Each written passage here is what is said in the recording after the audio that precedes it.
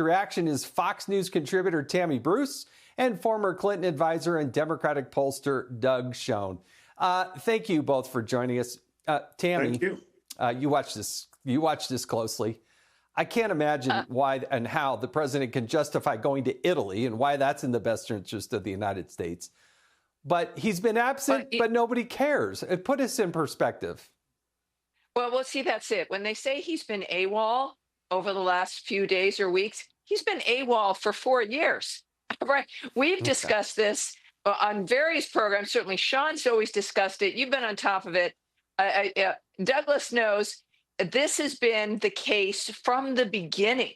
And it has been disturbing that we've, the country and certain legacy media has kind of suspended disbelief that this has always been fine. And this is the Democrats this is their usual standard procedure here without this guy.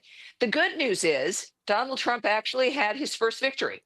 That awful 1,500-page debacle, woke debacle, was eliminated, right? That was something that the Republicans and Johnson was going to move ahead with, and that has been stopped. And they're getting down to at least, I don't know if President Trump will be entirely happy with this first stage, but they're actually going to get some business done. If we wanted business as usual, as per your conversation with the senator, we would have elected Biden again. I mean, this statement, the election of Trump and Vance and the cabinet that he's put together is a statement and a recognition about what the American people want. So, yes, this has been our problem and deserves investigation when Trump is in office is exactly what has been going on for 4 years in the White House. Doug, do the Democrats, I mean, how do they look anybody in the eye? They seem to claim, oh, we were oblivious to how absent he was. We were oblivious to his cognitive decline. Are you kidding me? I mean, how do they have any credibility on this topic? And certainly when you're in the midst of a budget negotiation, I mean, the guy should be there on the phones, working with senators, working with the House members, and he's just absolutely nowhere. The problem for me, Jason, is I wish I could disagree with you.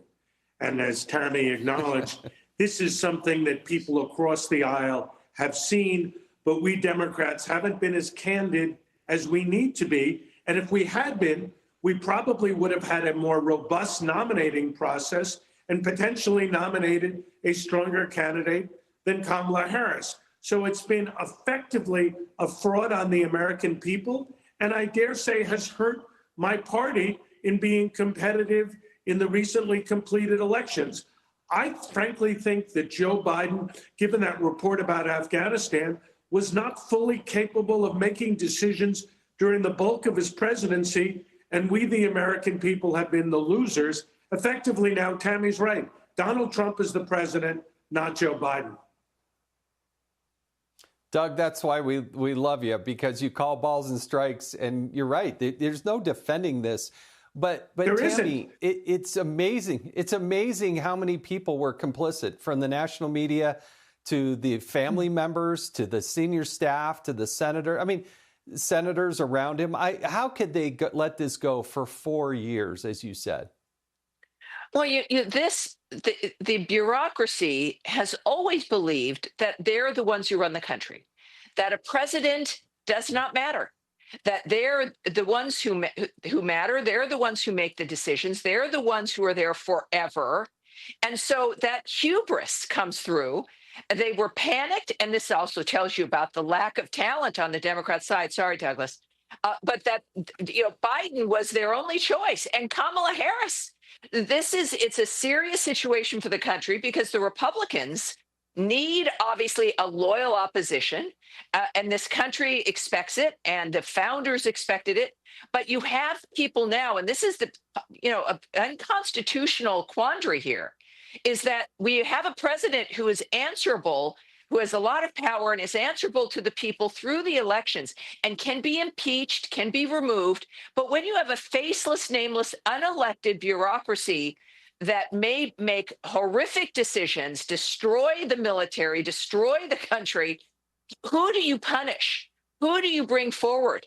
because none of them are known. And then they slink back, as they expect to do, into the system itself, into the bureaucracy to continue.